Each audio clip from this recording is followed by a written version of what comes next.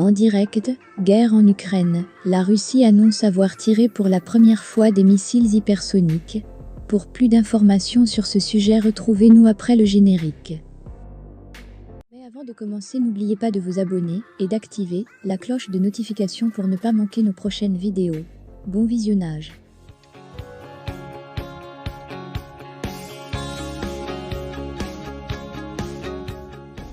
Au 24e jour de l'invasion russe en Ukraine, les négociations entre Kiev et Moscou restent stériles. À Mariupol, cible d'un pilonnage incessant, les forces russes ont fait une percée, pendant que les fouilles continuent pour tenter d'extraire des personnes des décombres du théâtre détruit mercredi. En résumé, sur le terrain, dans le siège sanglant de Mariupol, l'armée russe dit avoir fait une percée jusqu'au centre-ville. Les fouilles se poursuivent dans les décombres du théâtre, bombardé mercredi par l'armée russe.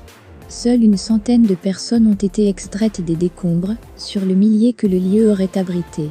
Les discussions se poursuivent. Le président américain Joe Biden s'est entretenu vendredi soir avec son homologue chinois Xi Jinping, arguant notamment qu'un conflit n'est dans l'intérêt de personne.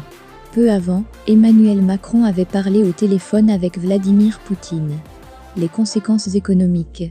Face à la flambée des prix de l'énergie, la Belgique va repousser de 10 ans sa sortie du nucléaire et l'Italie va taxer les bénéfices supplémentaires réalisés par les entreprises du secteur. L'Agence internationale de l'énergie, liste 10 mesures pour remédier au manque du pétrole russe.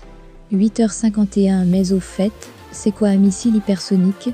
Les missiles balistiques hypersoniques Kinjal, celui qui aurait été tiré en Ukraine, et ceux de croisière Zircon appartiennent à une famille de nouvelles armes développées par la Russie et que Vladimir Poutine qualifie d'invincibles. Testés avec succès en 2018, les Kinjal, poignards fermés les guillemets en russe, ont atteint, lors des essais, toutes leurs cibles à une distance pouvant atteindre plus de 1000 km, selon le ministère russe de la Défense.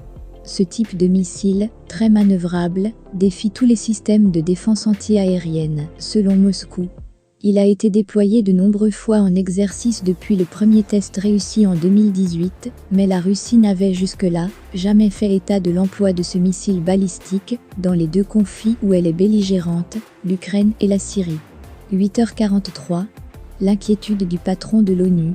Dans un tweet, Antonio Guterres, le secrétaire général des Nations Unies, avertir des répercussions de l'invasion russe. La guerre en Ukraine perturbe déjà les chaînes d'approvisionnement et fait monter en flèche les prix du carburant, de la nourriture et des transports. Nous devons faire tout notre possible pour éviter un ouragan de faim et un effondrement du système alimentaire mondial. 8h30, la Russie dit avoir utilisé des missiles hypersoniques. Le ministère russe de la Défense a déclaré samedi avoir utilisé la veille des missiles hypersoniques Kinjal pour détruire un entrepôt souterrain d'armement dans l'ouest de l'Ukraine, dans la localité de Deliatine, dans la région d'Ivano-Frankivsk. Ce type de missile, très manœuvrable, défie tous les systèmes de défense anti-aérienne, selon Moscou. Son utilisation est une première dans le conflit en Ukraine, selon l'agence d'État RIA Novosti. 8h17. Zelensky appelle la Russie à des négociations sérieuses. Le président ukrainien a jugé ce samedi matin qu'il était temps pour Moscou d'accepter de se réunir pour discuter sérieusement de paix, afin d'éviter à la Russie des QUENCES sur plusieurs générations. Des négociations portant sur la paix et la sécurité pour l'Ukraine sont la seule chance pour la Russie de minimiser les dégâts causés par ses propres erreurs, a déclaré Volodymyr Zelensky dans une vidéo publiée sur Facebook, filmée de nuit dans une rue déserte. Plusieurs rounds de tractations entre Kiev et Moscou se sont déroulés en présentiel et par visioconférence depuis l'invasion russe de l'Ukraine lancée le 24 février. Le dernier en date, le 4e, s'est ouvert lundi au niveau de délégations négociant à distance. 7h58. Les couloirs humanitaires fonctionnent tant bien que mal. D'après les autorités ukrainiennes, 7 des 9 corridors humanitaires mis en place dans le pays ont pu être utilisés vendredi par des civils cherchant à fuir les zones de conflit.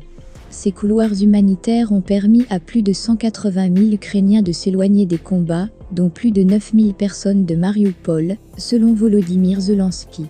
Dans la ville du sud-est de l'Ukraine assiégée par les forces du Kremlin, plus de 30 000 personnes ont pu être évacuées en une semaine. Mais 350 000 autres restent dans la ville et continuent de se cacher dans des abris et des caves, avait indiqué la mairie jeudi, selon laquelle 50 à 100 bombes sont larguées par les avions russes en moyenne chaque jour.